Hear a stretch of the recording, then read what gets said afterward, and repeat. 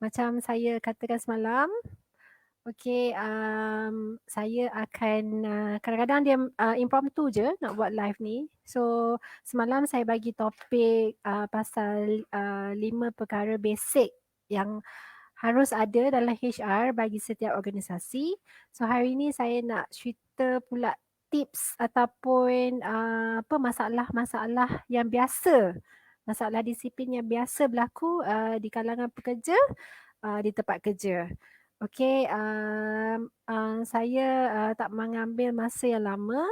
Okey, saya teruskan saja ya. Okey,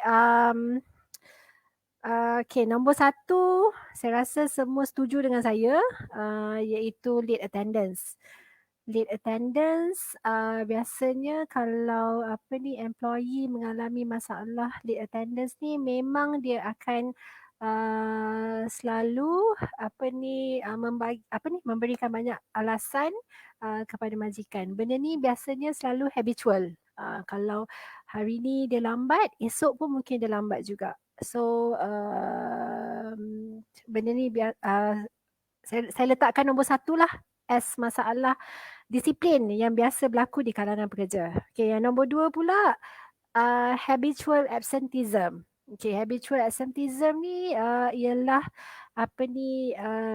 dia kerap mengambil cuti tanpa sebab. Okay, hari ni EL, esok MC, cuti dia semua berulang-ulang dah banyak kali.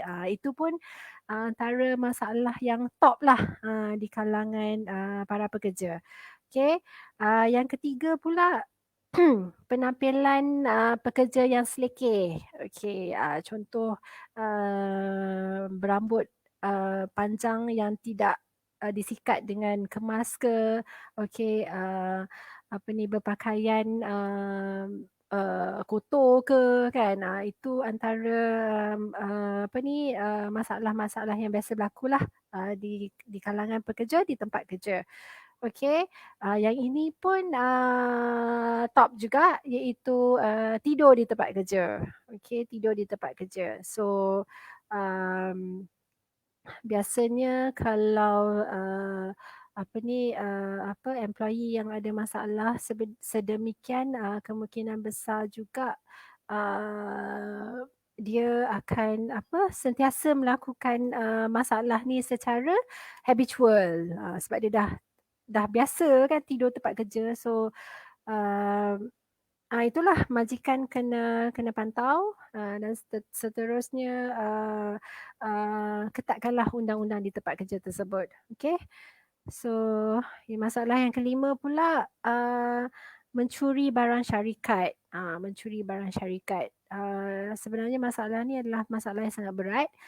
Kalau dia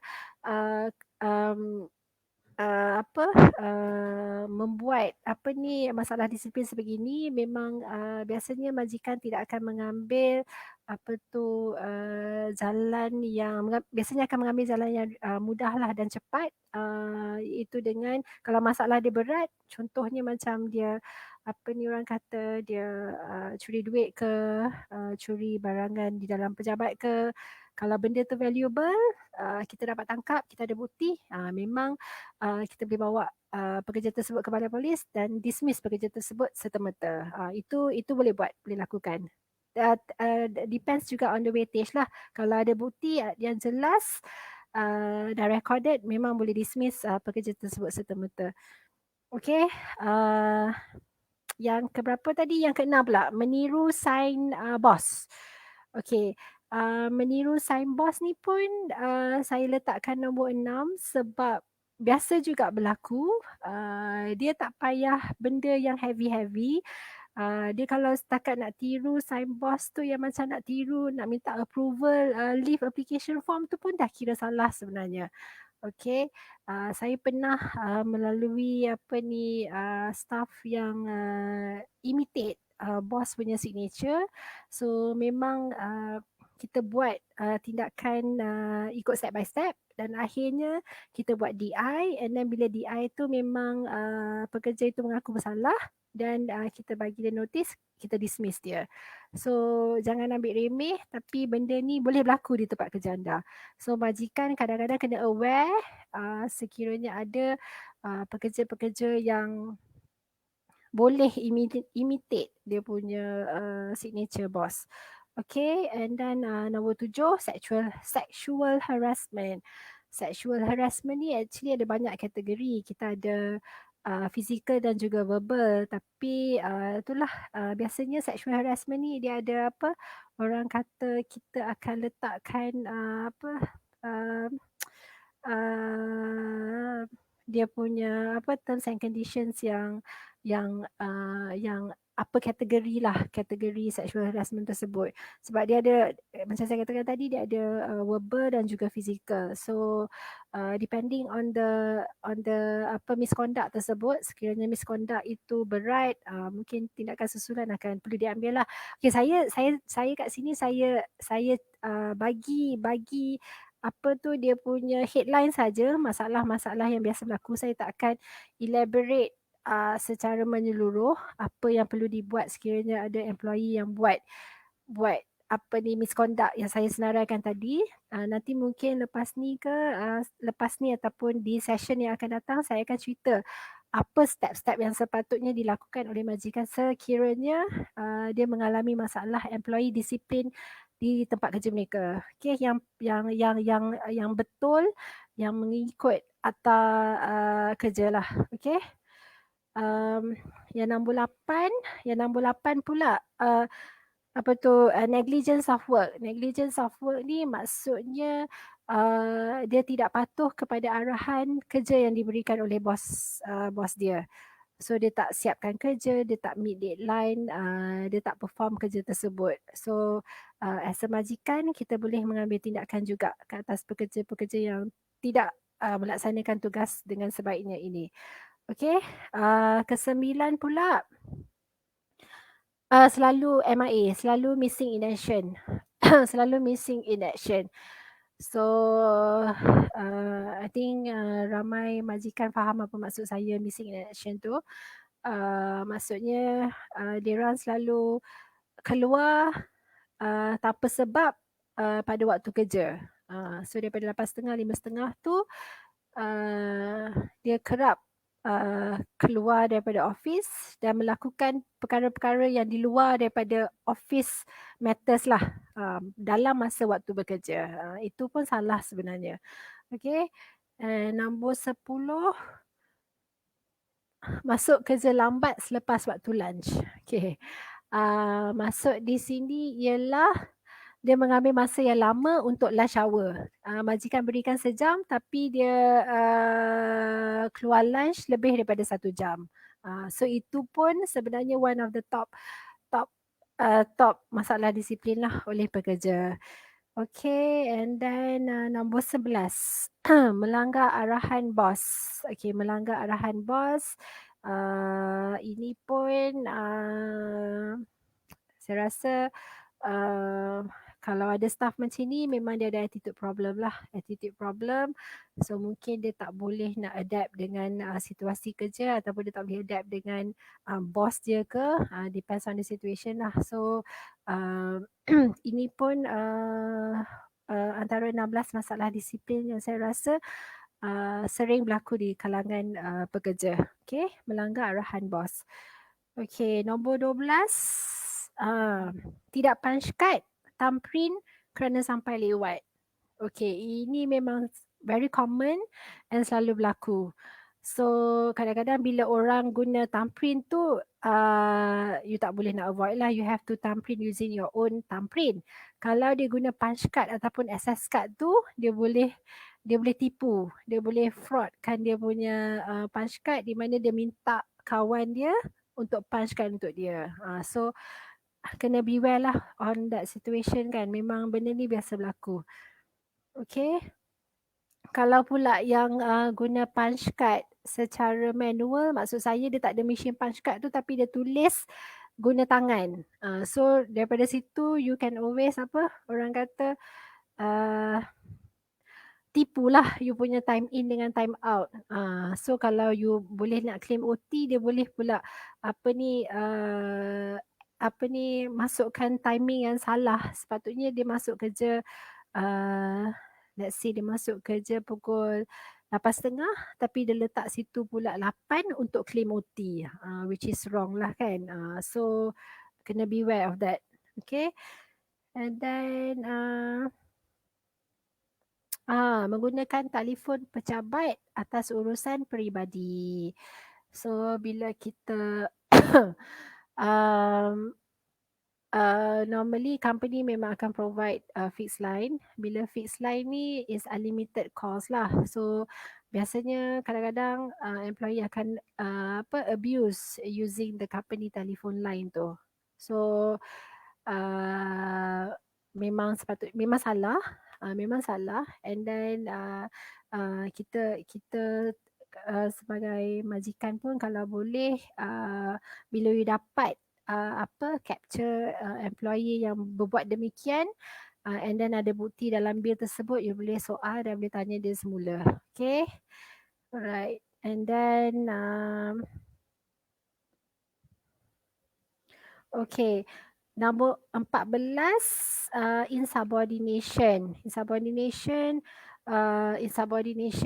maksudnya di kalangan office mate ataupun di kalangan your working colleague ada macam pertelingkahan, ada yang masing-masing tak puas hati ke, masing-masing bergaduh ke apa ke during work hours. So itu pun antara salah satu masalah disiplin juga yang paling ketara lah. So majikan kena aware of that juga. Okay, last but not least, itu menipu overtime supaya dapat gaji lebih. Yang ini memang sangat common juga, antara yang paling common juga menipu overtime ni tadi. Macam saya katakan tadi, kalau dia guna punch card secara manual, bukan yang you have to punch using the machine tu, memang dia akan tulis dengan pencil ataupun pen, tulis tangan. So kat situ you boleh employee tu memang boleh tipu. Boleh terang-terang boleh tipu. Tapi untuk avoid situation tu, memang digalakkan semua majikan kena always sediakan mesin punch card tu lah. Ataupun you guna thumbprint. That is the best practice now lah. Ataupun sekarang ni banyak apps ataupun banyak mobile apps yang boleh detect location, yang boleh assess time attendance untuk employee. So daripada situ mungkin masalah itu boleh diatasi. Alright. Okay, saya dah senaraikan banyak tadi, 16 masalah disiplin tu. So saya as I mentioned, saya tak akan elaborate further. Saya cuma bagi headline saja, common masalah-masalah yang biasa berlaku di tempat kerja.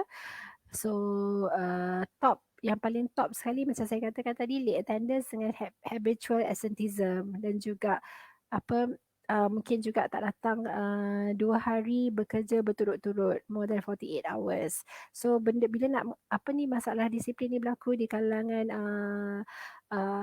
di kalangan syarikat anda, business owner sepatutnya kena sentiasa bijak untuk mengatasi masalah tersebut. Dan kalau ikut panduan HR, ikut step by step yang betul, insya-Allah in future tak ada masalah yang lain akan berlaku. Okey, kalau sekiranya berlakunya dismissal, termination terhadap staff tersebut, kalau kita ikut cara yang betul, cara step by step yang betul, insya-Allah tak ada berlakunya employee report kepada Jabatan Tenaga Kerja dan sebagainya. Okay, benda tu boleh avoid sebenarnya kalau kita ikut cara yang betul. Okay. Saya saya akan share lagi nanti, insyaAllah. Kalau tak esok, maybe next week. Okay, apa lagi tips-tips ataupun apa tips-tips ataupun info-info berkaitan dengan HR, saya akan bagi a short video lagi. Okay, mungkin okay, ada sesiapa yang nak tahu lebih mengenai Klikku.com. Klikku.com ialah your one stop HR solutions yang menyediakan perkhidmatan HR secara menyeluruh termasuk dengan pengurusan gaji. Kita juga boleh deal dengan kerajaan bagi pihak anda. So anda sebagai majikan tak perlu pening kepala nak settlekan hal gaji, hal deal dengan kerajaan ataupun hal berkaitan dengan disiplin pekerja. Bagi saja kepada Klikku.com, kita boleh settlekan semua masalah HR bagi pihak anda. So harga yang kami tawarkan adalah sangat boleh saya katakan tak masuk akal lah. Tak masuk akal dengan services yang kami sediakan. So kalau nak tahu lebih um, boleh PM kami di Facebook klikku.com. Okay. So I think okay, itu saja untuk hari ini. Terima kasih kepada siapa yang ada hadir di FB Live. So kita jumpa lagi insyaAllah. Thank you. Have a nice day.